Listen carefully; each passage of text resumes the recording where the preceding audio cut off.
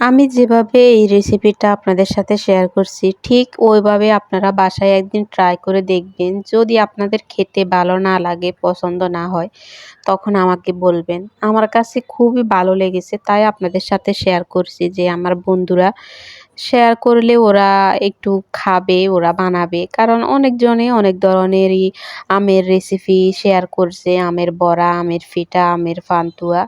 তো আমি এই পিঠাটা বানাইছি। আসলে এটাকে আমরা আমের গুঁড়ো পিঠা বলি। তো এই পিঠাটা বানাবার পর আপনাদের সাথে শেয়ার করছি। আর দেখেন ভিতরে কতটা সফট হয়েছে। আসলে ক আ কোনো দেওয়া লাগে না, ডিম দেওয়া লাগে না। এমনিতেই পিঠাগুলো খুবই সুন্দর হইছে। তো এর জন্য আপনাদের সাথে শেয়ার করছি। আম থাকতে, থাকতে একদিন সবাই বানিয়ে নিবেন। তো এখানে আমি একটা আম নিছি। আর যদি ফ্যামিলিতে আপনারা অনেক মানুষ থাকেন তাহলে একটু বেশি করে নিবেন। কারণ আমার ঘরে কেউ খাওয়ার মতো নেই। শুধু আমিই আছি। আপনাদের ভাইয়া নেই সেটা তো আপনারা জানেন। আর আমার ছেলে আছে, ও অসুস্থ, মেয়েও অসুস্থ। ২ জনেই খেতে পারতেছে না। তো এর জন্য আমি নিজের জন্য মেয়েকে বলতেছি, "তুমি খাবা?" ও বলতেছে খাবে। এখনো তো কথা বলতে পারে না, ও খাবে বলছে। তো এর জন্য আমি বানালাম আর আপনাদের সাথে শেয়ার করলাম। এখানে আমি চালের গুঁড়ো দিয়ে দিয়েছি আর এখানে আমি আটা দিয়ে দিয়েছি। চালের গুঁড়ো একটু বেশি দিছি আর আটাটা একটু কমাই দিছি। কারণ আটা বেশি দিলে হবে কি বেশি নরম, নরম হয়ে যাবে তখন খেতে বেশি ভালো লাগবে না। তাই চালের গুঁড়ো থেকে আটাটা একটু কম দিবেন। আর এখানে আমি চিনি দিতেছি। লবণ দিয়ে দিয়েছি স্বাদ মতো। আর চিনি আপনারা আপনাদের স্বাদ মতো দিয়ে দিবেন। হ অনেকেই আবার চিনি কম খায় ফিটা তারপরে মিষ্টি যে জিনিসের সাথে একটু কম খায়। তো আপনারা আসলে আপনাদের মতো করে চিনি দিয়ে দিবেন। আমি একটু ফিটা কিংবা সেমাই রান্না করলে একটু মিষ্টি বেশি দিই। কারণ খেতে তখন একটু মুখে লাগে, ভালো লাগে। এর জন্য আমি এখন এগুলাকে দেওয়ার পর ভালো করে মথে নিচ্ছি। আর ফিটার কায় যখন আপনি ভালো করে মথবেন, যত ভালো মথা হবে তত পিঠাগুলো ফুলকো হবে এবং দেখতেও খুব সুন্দর হবে। এর জন্য আপনাদের সাথে শেয়ার করতেছি যে এভাবেই রান্না করবেন। তো দেখবেন খাইতে অনেক ভালো লাগবে। পিঠাগুলো এভাবে বানাবেন। আমি আসলে কোনো রেসিপি কারো কাছ থেকে আমি ট্রাই করি না। আমি নিজের থেকে নিজে চেষ্টা করি। আর এখানে আমি নারিকেল দিয়ে দিছি। নারিকেল দিলে দাঁতের তলায় যখন পড়ে তখন খেতে ভালো লাগে। তখন ভালো লাগে এর জন্য। আর আমার নারিকেলও শেষ হয়ে গেছে তাই এখানে কমাই দিছি। আপনারা নারিকেলের পরিমাণ যত বেশি পারবেন দিবেন তখন পিঠাটা খেতে আরো বেশি ভালো লাগবে। তো এইখানে বেশি নরম হওয়া যাবে না।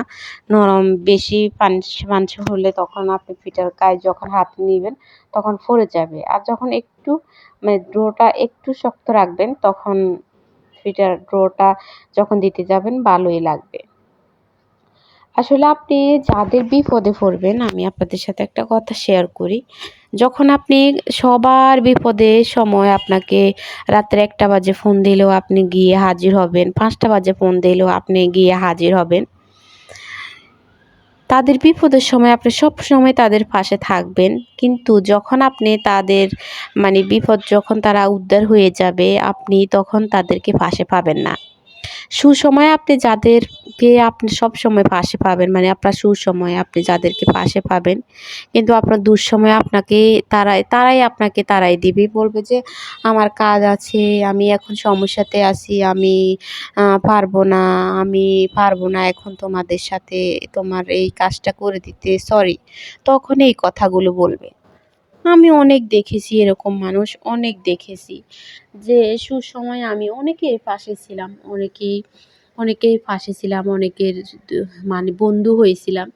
কিন্তু আমার দুঃসময়ে আমি তাদেরকে পাশে পাই নাই। সবচাইতে দুঃখ আমার তখন লাগছে যে আমি অনেক সময় অনেক বিপদে পড়ছি, অনেক অসুস্থ হইছি। আমাকে একটা কথা জিজ্ঞেস করে নাই, ফোন দিয়ে জিজ্ঞেস করে নাই যে, "তুমি কেমন আছো? তোমার অসুস্থ শুনছিলাম, তুমি ভালো হইছো? তুমি এখন ঠিক আছো?" এই কথাটা ১ মিনিট ফোন দিয়ে কথাটা বলার মতো আমি মানুষ পাই নাই। কিন্তু আমি তাদের অসুস্থর কথা শুনে তাদের জন্য আমি হাসপাতালে আমি অসুস্থ ছিলাম। তাদের জন্য আমি নামও উল্লেখ করতেছি না। আমিও মানে তাদের জন্য হসপিটালে আমি দৌড়ছি। আমিও অসুস্থ কিন্তু আমি তাদের বাচ্চাকে কোলে নিয়ে তাদের সাথে আমি হসপিটালে দৌড়ছি। একবার নিচতলায় গেছি, আবার ৫ তলায় গেছি হেঁটে, হেঁটে সিঁড়ি দিয়ে। পাগলের মতো হয়ে গেছি আমি।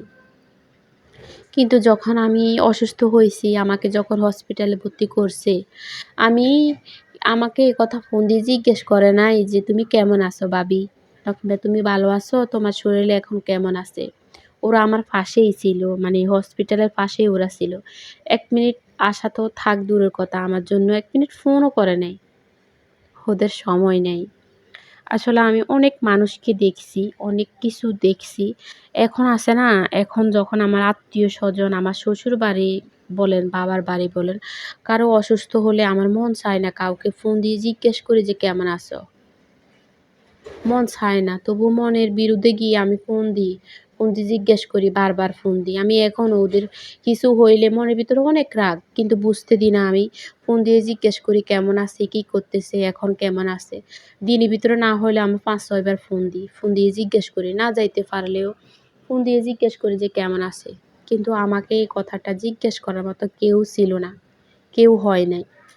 এগুলো না আমার যখন মনে হয় না, খুব রাগ হয় আমার নিজের প্রতি যে আমি একটা মানুষের জন্য এত কিছু করি কিন্তু বিপদে পড়লে আমি তাদেরকে কখনোই কাছে পাই না। কখনোই পাই নাই আমি। আমি ঢাকায় আমি অসুস্থ হইছি। আমি মরার মতো হয়ে গেছি। কত হসপিটালে আমারে নিছে আপনাদের ভাইয়া, কত হসপিটালে নিছে। কিন্তু আমাকে আমার শ্বশুর বাড়ি থেকে কেউ ফোন দিয়ে জিজ্ঞেস করে না যে, "তুমি অসুস্থ হইছ? তুমি কেমন আছো?" এ কথা জিজ্ঞেস করে নাই। আরও সবাই বলে, "কি অসুখ? কিসের অসুখ?" সারা জীবন শুনি সে অসুস্থ, অসুস্থ। আচ্ছা ভাই, কেউ কি রোগকে নিজে ইচ্ছা করে নিয়ে আসে? এই কথাগুলো যখন কেউ বলে না, তখন বুকের ভিতরে গিয়ে আঘাত করে যে, এই রোগটা তো আমি নিয়ে আসি নাই। যখন আপনার রোগ হয়, যখন আপনার মেয়ের রোগ হয়, যখন আপনার ছেলের রোগ হয়, তখন তারা অসুস্থ হয়। শুধু বাইরের বউরা অসুস্থ হইলে তখন তারা এগুলো ইচ্ছা করে নিয়ে আসে। বলে কি, ওদের সারা জীবন শুনি অসুস্থ, এত কিসের অসুখ? গ্যাস্ট্রিকের ট্যাবলেট খাওয়াস নাই? এ কথা বলে। গ্যাস্ট্রিকের ট্যাবলেট খাওয়া হয় নাই? কথাগুলো এমন আসে।